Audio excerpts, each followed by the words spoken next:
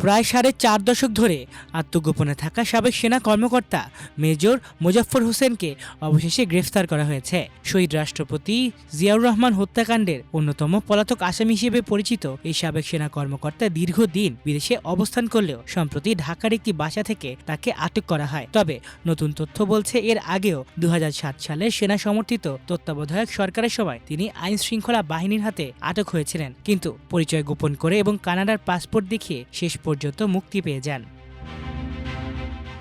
একজন সাবেক র্যাব কর্মকর্তার বরাতে জানা গেছে, 2007 সালে ঢাকার বিমানবন্দরে সন্দেহভাজন হিসেবে আটক করা হয়েছিল মোজাফফরকে। সে সময় তিনি নিজেকে কানাডার নাগরিক ও ব্যবসায়ী হিসেবে পরিচয় দেন, এমনকি তার শরীরে গুলিবিদ্ধ হওয়ার কোনো চিহ্ন নেই। এটি দেখিয়ে সংশ্লিষ্ট কর্মকর্তাদের বিভ্রান্ত করেন। পরে বিষয়টিকে গুরুত্ব না দেওয়ায় তাকে ছেড়ে দেওয়া হয়।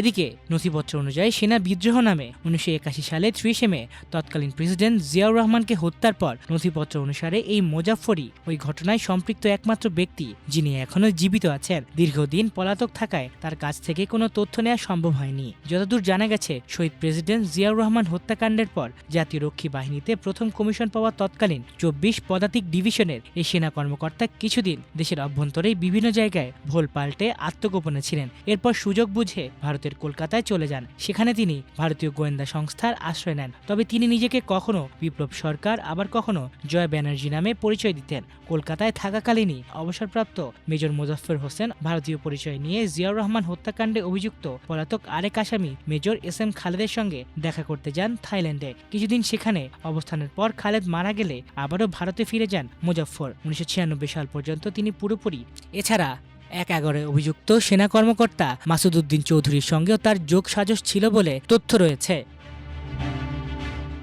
111-এর বিতর্কিত সেনা কর্মকর্তা লেফটেন্যান্ট জেনারেল মাসুদ উদ্দিন চৌধুরীর সঙ্গে নিয়মিত যোগাযোগ হতো মোহাম্মদ মোজাফফর হোসেনের। বিভিন্ন অপারেটরের নম্বর ও অ্যাপে দুজনের কথোপকথনের সূত্র ধরেই শনাক্ত করা হয় 45 বছর ধরে পলাতক মোজাফফরকে। শহীদ রাষ্ট্রপতি জিয়াউর রহমান হত্যায় জড়িত এই সেনা কর্মকর্তার অবস্থান শনাক্তের পর গত বুধবার রাতে বনানীর DOHS-এর একটি বাসা থেকে তাকে গ্রেফতার করা হয়। অভিযোগ রয়েছে, 1981 সালে 30 মে চট্টগ্রাম সার্কিট হাউসে শহীদ রাষ্ট্রপতি জিয়াউর রহমান হত্যার পর তার মরদেহ গোপনে সরিয়ে নেয়া এবং রাঙ্গুনিয়ার পাহাড়ি এলাকায় দাফনের কাজে সরাসরি যুক্ত ছিলেন মেজর মোজাফফর। ঘটনার পর পুলিশি অভিযানে আহত হলেও তিনি দেশ ছেড়ে পালিয়ে যেতে সক্ষম হন। 1987 সালে দেয়া এক সাক্ষাৎকারে মোজাফফর দাবি করেছিলেন তিনি ত্রিপুরা সীমান্ত দিয়ে ভারতে পালিয়ে যান। পরে থাইল্যান্ড হয়ে কানাডায় গিয়ে রাজনৈতিক আশ্রয় ও নাগরিকত্ব লাভ করেন। কানাডার পাসপোর্ট পাওয়ার পর তিনি 90 দশক থেকে নিয়মিত বাংলাদেশে যাতায়াত শুরু করেন। প্রতিবেদনে আরও বলা হয়েছে, 1996 সালে আওয়ামী লীগ ক্ষমতায় আসার পর একটি প্রতিষ্ঠানের মাধ্যমে যমুনা সেতু নির্মাণ প্রকল্পে শ্রমিক সরবরাহের কাজও পেয়েছিলেন তিনি। তবে দেশে ফেরার খবর প্রকাশ হওয়ার পর সিরাজগঞ্জে তার বাড়িতে হামলার ঘটনাও ঘটে। সেই সাক্ষাৎকারে তিনি আরও দাবি করেন, হত্যাকাণ্ডের পর কর্নেল মতিউর রহমানের নির্দেশে শহীদ রাষ্ট্রপতি জিয়াউর রহমানের মরদেহ এবং আরও 2 সেনা কর্মকর্তার মরদেহ একটি জিপে করে রাঙ্গুনিয়ার গভীর জঙ্গলে নিয়ে যান। স্থানীয় এক ইমামকে ডেকে বলা হয়েছিল তারা শান্তিবাহিনীর হামলায় নিহত সেনা কর্মকর্তা। এরপর জানাজা শেষে মরদেহগুলো গোপনে দাফন করা হয়। দাফনের পর পুলিশ গুলি চালালে তিনি পিঠে গুলিবিদ্ধ হন বলে দাবি করলেও 2007 সালে আটক হওয়ার সময় তার শরীরে এমন কোনো ক্ষতের চিহ্ন পাওয়া যায়নি বলে জানিয়েছেন সংশ্লিষ্ট এক কর্মকর্তা। জিয়া হত্যাকাণ্ডের পর সেনাবাহিনীর অভিযানে বিদ্রোহ দমন করা হয়। ওই ঘটনায় 13 জন সেনা কর্মকর্তার মৃত্যুদণ্ড কার্যকর করা হয় এবং আরও কয়েকজন বিভিন্ন সাজা পান। একই সঙ্গে পলাতক 2 কর্মকর্তার মধ্যে ছিলেন মেজর মোজাফফর হোসেন ও মেজর SM খালেদ।